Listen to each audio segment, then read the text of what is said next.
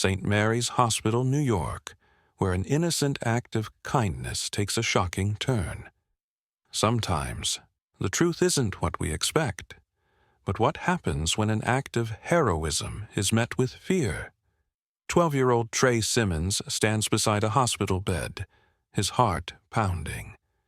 The rhythmic beeping of machines fills the room, the scent of antiseptic lingering in the air. The little girl in the bed has been unconscious for weeks, her frail body wrapped in hospital blankets, her chest rising and falling in slow, steady breaths. Then her fingers twitch, her eyelids flutter.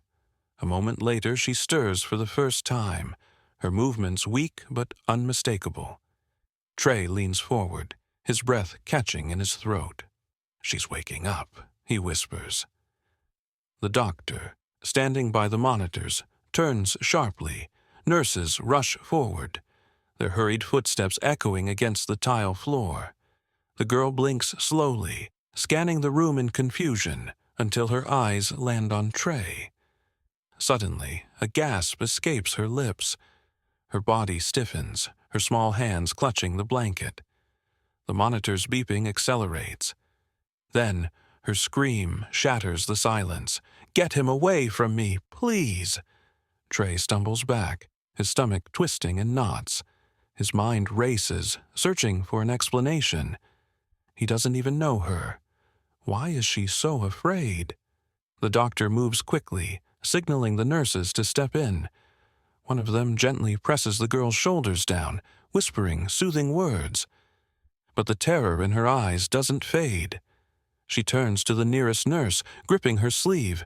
"Please, don't let him hurt me." Trey stands frozen, shock pulsing through his veins. He had saved her life. So why does she think he's the villain? The room buzzes with activity as more medical staff enter, trying to calm the girl. Trey watches helplessly as the doctor leans in, speaking softly, trying to understand the source of her fear. But her wide eyes remain locked on him, her breathing erratic, as if seeing him alone is too much to bear. One of the nurses turns to Trey, her voice gentle but firm. "Why don't you step outside for a moment? Give her some space." He nods slowly, his legs heavy, as he moves toward the door. Just hours ago, he had been praised for his bravery, for pulling the girl from danger and bringing her here in time to save her life. Now, he's being asked to leave, treated like the very thing she's afraid of. In the hallway, Trey leans against the cold wall, his mind spinning. The sound of the girl's distressed breathing seeps through the door, each gasp a reminder that something is terribly wrong. He clenches his fists, frustration creeping in. He doesn't understand. He only wanted to help. What do you think is happening here? Let's discuss. Just days earlier, Trey had saved the girl's life. Walking home from school, he saw a car veer off the road and crash into a fence. The sound of metal crumpling against wood echoed through the quiet street. His heart pounded as he dropped his backpack and ran toward the wreckage. Inside the car, smoke began to fill the cabin.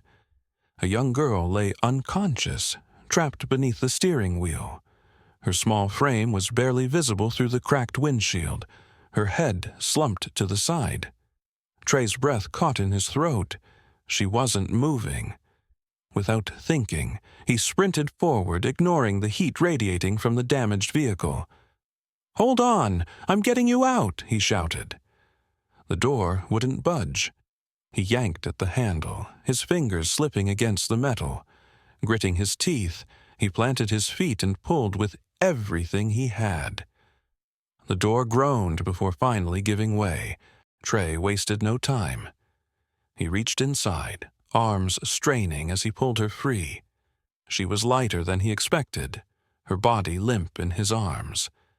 The acrid scent of smoke burned his throat as he stumbled backward, carrying her away from the wreckage.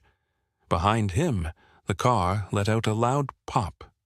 Flames erupted from the engine, licking at the shattered windshield. He barely made it 10 steps before the vehicle was engulfed in fire. He laid the girl down gently on the pavement, brushing soot from her face. "Hey, wake up," he urged, patting her cheek lightly. She didn't respond. His pulse pounded in his ears as he checked for any sign of breathing. A weak cough, then another. Relief crashed over him as she stirred slightly, her eyelashes fluttering. Sirens wailed in the distance, growing louder. Someone had called for help. Trey sat back on his heels, chest rising and falling with deep, uneven breaths. He had done it. He had saved her. The paramedics arrived moments later, rushing to the girl's side. They checked her vitals, stabilizing her before lifting her onto a stretcher. One of them glanced at Trey. "You pulled her out?" He nodded, his body still trembling from the adrenaline. "You did good, kid. You saved her life." But as Trey stood back, watching them wheel her toward the ambulance, something unsettled him. He had expected relief, but instead a strange unease crept in. The way her fingers twitched before she fully regained consciousness. The way her face had momentarily tensed even before she opened her eyes. It was almost as if she had recognized something, even in the haze of unconsciousness. He shook the thought away, assuming it was just his nerves catching up with him. He had done the right thing. That was all that mattered, or so he thought. Would you risk your life for a stranger? Why or why not? Let's discuss. Trey had stayed by her side, visiting the hospital daily, hoping she would wake up. The doctors called him a hero. Nurses smiled at his kindness. The girl's story had spread and people admired the boy who had risked everything to save her. Each day, he would sit by her bedside, watching the rhythmic rise and fall of her chest, waiting for any sign that she might stir. He wanted to be there when she opened her eyes, to tell her that she was safe, that everything was going to be okay. But now, as the girl wakes up, her face twists in terror at the sight of him. Tears stream down her face as she shrieks, "Why is he here?" Trey stumbles back, confused.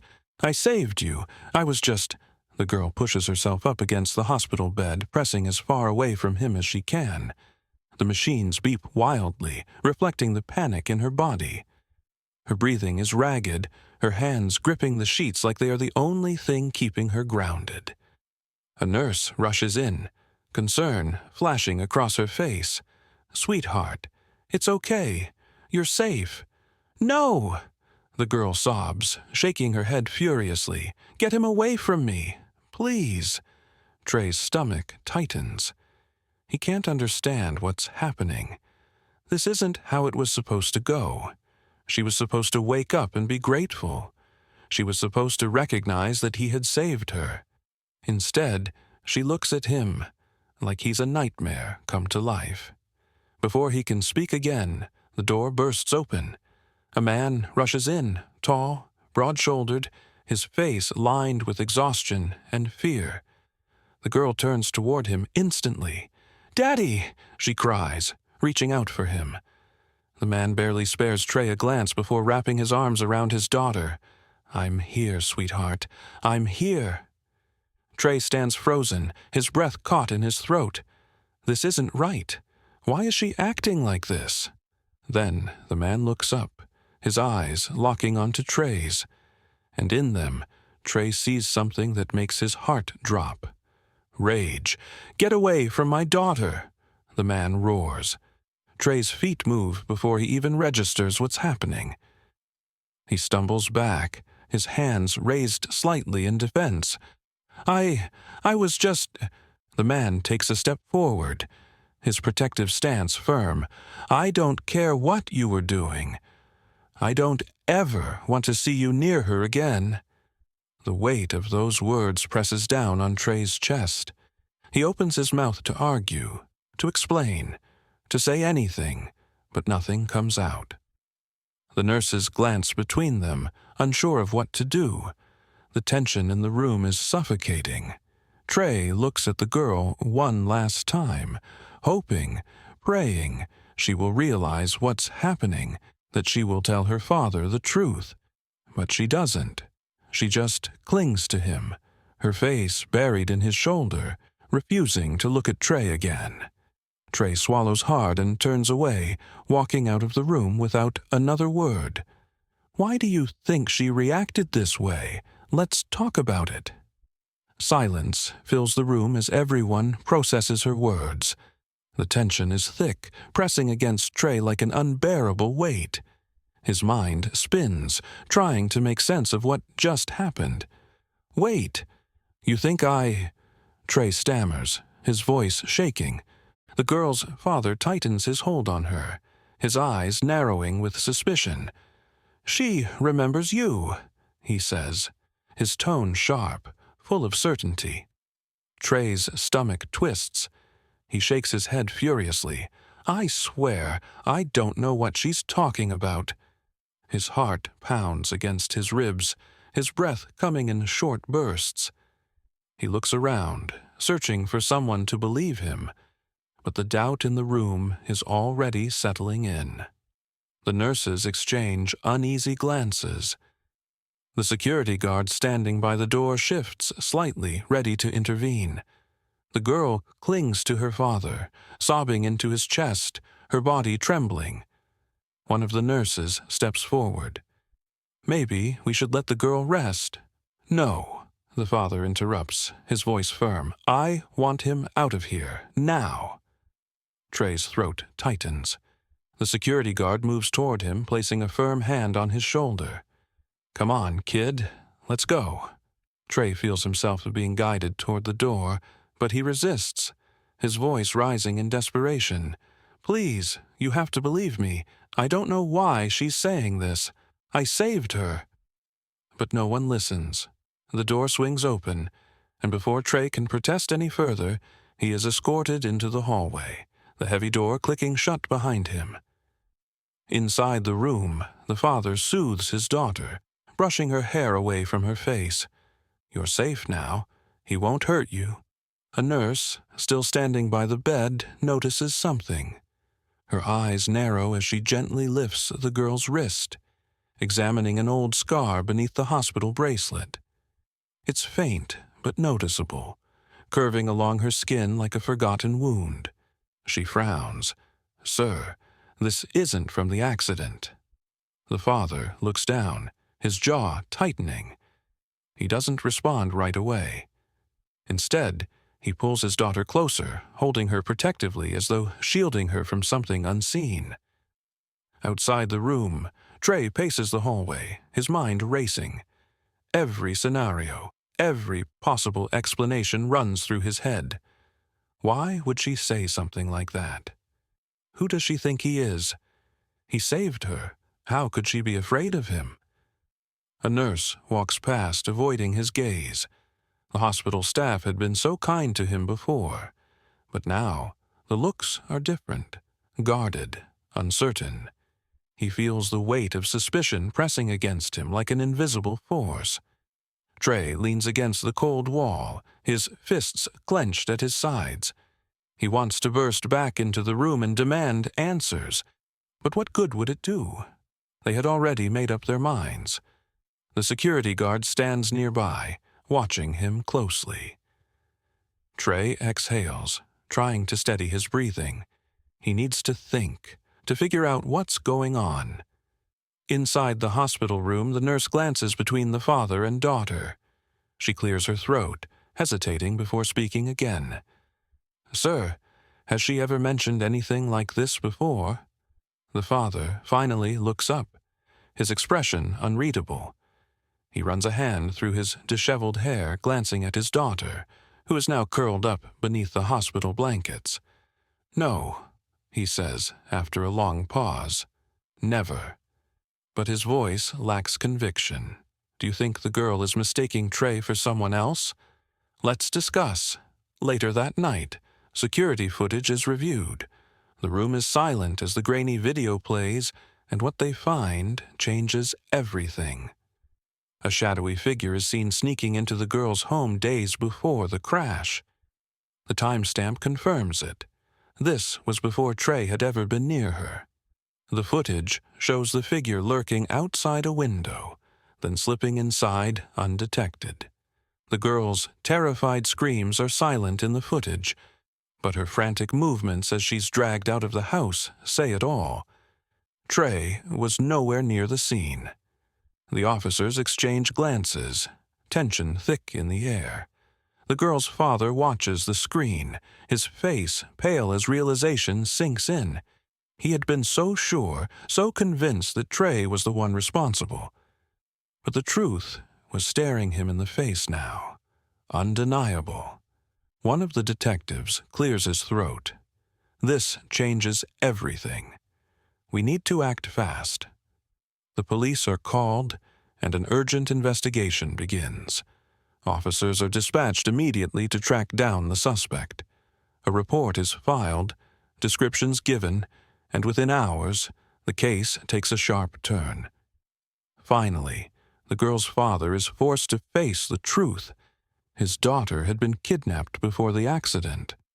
Trey wasn't the villain. He was the only one who saved her. As the officers gather more details, the father sits in stunned silence. He had accused the wrong person, thrown blame at the boy who had risked his own life to save his daughter. The weight of his mistake is suffocating. He looks down at his trembling hands, regret settling deep in his chest. Meanwhile, outside the hospital, Trey sits alone, staring at the pavement. He doesn't know what's happening inside, doesn't know that the truth is finally unraveling. All he knows is that he was treated like a criminal for something he didn't do. The hospital doors open, and a nurse steps out. She hesitates before approaching Trey, her expression softer now. "You should come back inside," she says gently. Trey looks up, uncertainty flickering in his eyes. Why?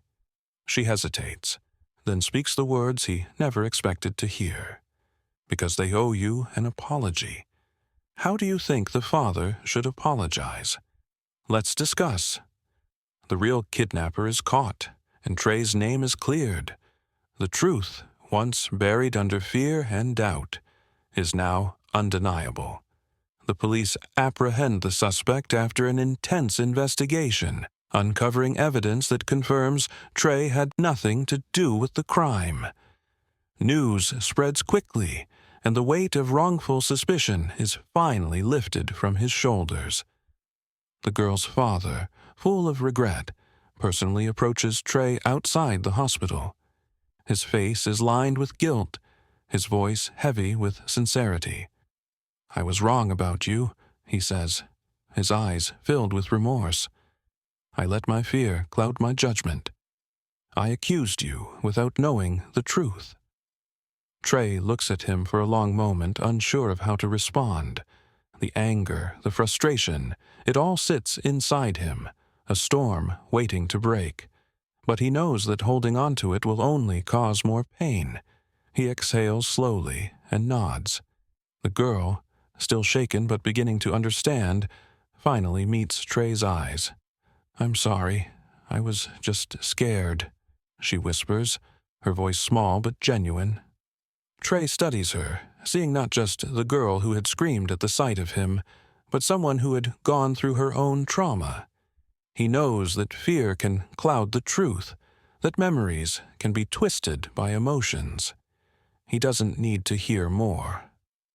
"I forgive you," he says simply. Despite the pain, he knows he did the right thing. And that's all that matters. The hospital staff, who had once looked at him with suspicion, now treat him with kindness. Some nod in respect as he walks through the halls. The doctors who had once doubted him now recognize the truth. The nurses who had ushered him out in fear now welcome him with understanding. The news of Trey's innocence spreads beyond the hospital. Reporters cover the story, and people across the city begin discussing the importance of not rushing to judgment. The community, once quick to believe the worst, now sees Trey for who he truly is, a hero. As Trey walks away from the hospital that evening, he doesn't feel like the same boy who had arrived there days ago. He is stronger now, not just because he survived being doubted, but because he chose to rise above it. He walks past the city lights, his mind quiet. He has learned something valuable, not just about himself, but about the world. The truth always finds a way to come out, even if it takes time. And sometimes the hardest battles aren't fought with fists or words, but with patience, integrity, and the will to keep going. What's the biggest lesson from Trey's journey? Let's talk in the comments.